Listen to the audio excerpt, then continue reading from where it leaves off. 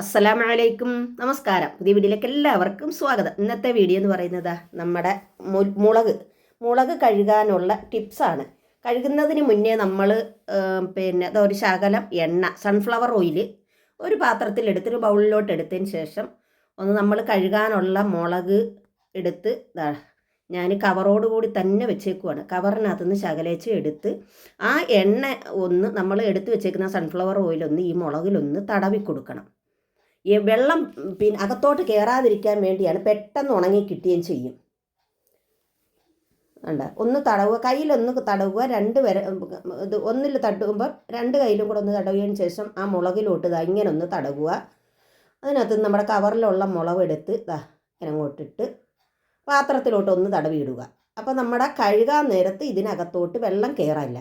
പെട്ടെന്ന് ഊറ്റി അങ്ങ് കൊണ്ടുപോയി വെയിലത്തോട്ട് ഇടണം. ഒരു ടിപ്പാണ് ഇത്. ഉണങ്ങാൻ പെട്ടെന്ന് ഞാൻ ചെയ്യുന്ന ഒരു ടിപ്പാണ്. നിങ്ങൾക്ക് അറിയാൻ വയ്യാത്തവർക്ക്, അറിയാവുന്നവരായിരിക്കും ഇത്. ഒരുമാതിരിപ്പെട്ടവർക്കെല്ലാം അറിയാം. ഈ എണ്ണ തടവുമ്പം വെള്ളം അകത്തോട്ട് കയറില്ല.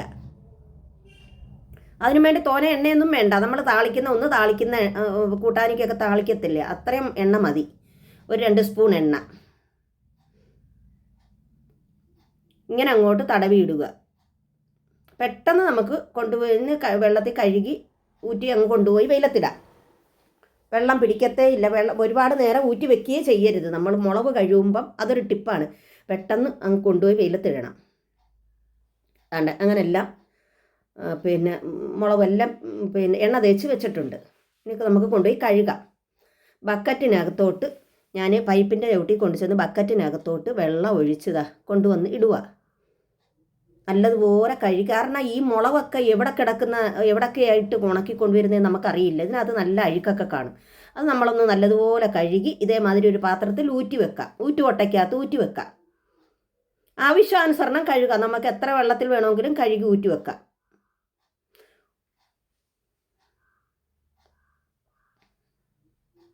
ഇനി ഞാൻ മല്ലിയാണ് കഴുകുന്നത്. അത് കഴുകി ഊറ്റി വെച്ചിട്ടുണ്ട്. ഇനി മല്ലി കഴുകാം.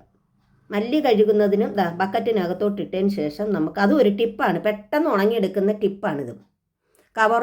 അവസാനം നമ്മൾ കഴുകി ഉണക്കിയതിന് ശേഷം വേണം പാറ്റി പറക്കിയെടുക്കാൻ. കാരണം ആദ്യമേ പാറ്റി ഇട്ടാലും പിന്നെയും പാറ്റേണ്ടി വരും.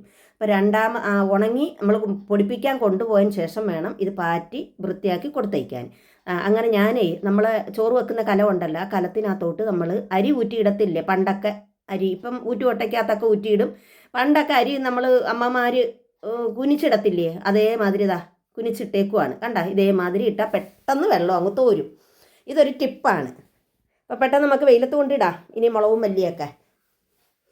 അപ്പം മുളകും പെട്ടെന്ന് ഞാൻ നല്ല വെയിലുണ്ട് കൊണ്ടുചെന്ന് പെട്ടെന്ന് നിരത്തി 2-3 ദിവസത്തെ വെയിൽ. എന്തായാലും കാശ്മീരി ചില്ലിയാണിത്. നല്ല 2-3 ദിവസത്തെ വെയിൽ കൊണ്ടാലേ ഇത് ഉണങ്ങത്തോളൂ. നമ്മൾ പെട്ടെന്ന് ഇത് മല്ലി ബെഡ്ഷീറ്റിനകത്താണ് ഞാൻ ഇട്ടേക്കുന്നത്. ഇതിന് പ്രത്യേകം നമ്മൾ പഴയ ബെഡ്ഷീറ്റ് എടുത്ത് കഴുകി ഉണക്കി മാറ്റി സൂക്ഷിച്ച് വെച്ചേക്കണം. അപ്പം മല്ലിയും മുളകും ഒക്കെ ഉണക്കാൻ പെട്ടെന്ന് നമ്മൾ പാത്രം തേടി നടക്കണ്ട. പഴയ ബെഡ്ഷീറ്റൊക്കെ കാണുമല്ലോ എല്ലാവരുടെ വീടുകളിൽ. ആ മുളവിൻ്റെ ആ വെള്ളം മുളവരിയുടെ വെള്ളം ഞാൻ കൊണ്ടുവന്ന് ഇതിൻ്റെ ഒരു മരത്തിൻ്റെ ചുവട്ടിൽ ഒഴിക്കുക. പച്ചമുളക് ഇത് കഴിഞ്ഞ പ്രാവശ്യത്തെ പിരിയമുളവിൻ്റെ തൈയാണ്. കഴിഞ്ഞ പ്രാവശ്യം കഴുകിയപ്പം കിട്ടിയത്. ഇതൊക്കെ ഇത് എന്താണെന്ന് വെച്ചാൽ ഇത് മുളക് പിടിച്ച് വന്നപ്പം എനിക്ക് പിരിയനാണെന്ന്. കഴിഞ്ഞ പ്രാവശ്യം പിരിയമുളകായിരുന്നു വെച്ചാൽ ഇപ്രാവശ്യം കാശ്മീരി ചില്ലി. നിൽക്കുന്നുണ്ട്. നമ്മൾ ഇതേമാതിരി പച്ചമുളകൊക്കെ നമുക്ക് നല്ല വിഷമില്ലാത്ത പച്ചമുളക് നമ്മുടെ വീട്ടിൽ വളർത്തിയെടുക്കാം. അങ്ങനെ 2ാമത്തെ ദിവസവും മുളക് കൊണ്ടുവന്ന് അങ്ങനെ ഉണങ്ങുവാണ്. ഇനി നമുക്കിതൊന്ന് ഉണക്കിയതിന് ശേഷം നമുക്കിതൊന്ന് വാരി കവറിൽ തന്നെ കൊടുക്കുക. ഇതിൻ്റെ ഞെടുപ്പ്, ഇതിൻ്റെ തണ്ടൊന്നും പിച്ച് കളയേണ്ട ആവശ്യമില്ല. അത് നല്ല ഉണങ്ങിയെന്ന് അറിയുന്നത് ഇങ്ങനെ ഒന്ന് തീർക്കുമ്പോൾ നല്ല പടപടാന്നും പറഞ്ഞ് കിട്ടും. എന്നിട്ട് ഇതേമാതിരി അങ്ങ് നുള്ളി പറക്കി, അതല്ലെങ്കിൽ ഇലകളൊക്കെ മുറ്റത്തൊക്കെ ഉണക്കുന്നതായത് കൊണ്ട് ഇലകളൊക്കെ പൊടിയൊക്കെ ഉണ്ടോ എന്ന് നോക്കണം. നോക്കിയതിന് ശേഷം എല്ലാം വാരി കെട്ടിവെച്ച് നമുക്ക് മില്ലിൽ കൊണ്ടുപോയി കൊടുത്തയക്കാം പൊടിപ്പിക്കാൻ. പെട്ടെന്ന് ഉണങ്ങി. തണ്ട് പിച്ചണ്ട് കളയേണ്ട ആവശ്യമൊന്നുമില്ല. വേണ്ടുന്നവർക്കത് പിച്ച് കളയാം. ഇപ്പം പിച്ച് കളയേണ്ട ആവശ്യമൊന്നുമില്ല. അതൊക്കെ അതിനകത്ത് നമ്മൾ കടയിൽ നിന്നൊക്കെ മുളക് പൊടി വാങ്ങിച്ചാലേ ഏതെല്ലാം മായം ചേർന്നാണ് നമുക്ക് കിട്ടുന്നത്. ഇതൊക്കെ ഒറിജിനലല്ലേ തണ്ടൊക്കെ. അപ്പം നമുക്കങ്ങനെ മുളക് കൊണ്ടുപോയി മല്ലിയും കൊണ്ടുപോയി പൊടിപ്പിച്ച് കൊണ്ടുവന്നതാ. പൊടി കൊണ്ടുവന്ന് വെച്ചേക്കുന്നു. അതൊരു ടിപ്പാണിത്.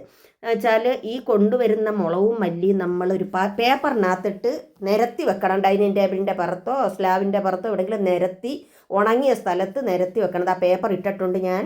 അതിൻ്റെ പുറത്തോട്ട് മല്ലിയും മുളക് പൊടിയും നിരത്തി വെക്കുവാണ്. ഇത് ആറിയതിന് ശേഷം വേണം നമുക്ക് പാത്രത്തിലിട്ട് വെക്കാൻ. നല്ല ആറിയതിന്, കാരണം മില്ലിൽ നിന്ന് കൊണ്ടുവരുമ്പോൾ നല്ല ചൂടാണ്. ആ ചൂട് മാറി ഒരു തവി കൊണ്ട് നമുക്കൊന്ന് ഇളക്കി കൊടുക്കണം. ഇളക്കി കൊടുത്തതൊന്ന് ഇളക്കി കൊടുക്കുമ്പോൾ അടി കിടക്കുന്ന മുളകും മൂളി വരും, അതങ്ങ് ആറും. ഞാനൊന്ന് ഇളക്കി കൊടുക്കുവാണ്. ഇളക്കി കൊടുത്ത് നിരത്തുവാണ്. ഇതേമാതിരി ഒന്ന് നിരത്താം. മല്ലിയും ഇതേമാതിരി തന്നെ ഒന്ന് എടുത്ത് നിരത്തണം.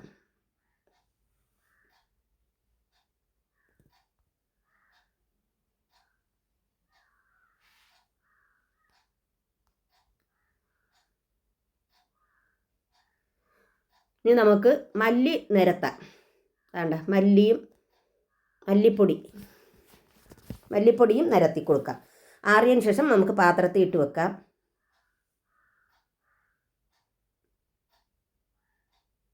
ഇപ്പം ടിപ്പ് അറിഞ്ഞല്ല, എണ്ണ തടവിയാൽ പെട്ടെന്ന് നമുക്ക് വെള്ളം അതിലോട്ട് പിടിക്കത്തില്ല, മുളകിലോട്ട് പിടിക്കത്തില്ല. അപ്പോൾ വീഡിയോ ഇഷ്ടപ്പെട്ട ലൈക്കും ഷെയറും സബ്സ്ക്രൈബും ചെയ്യണേ. അടുത്ത വീഡിയോ ആയിട്ട് വരുന്നവരെ ഇൻഷാ അല്ലാഹ്, അസ്സലാമു അലൈക്കും.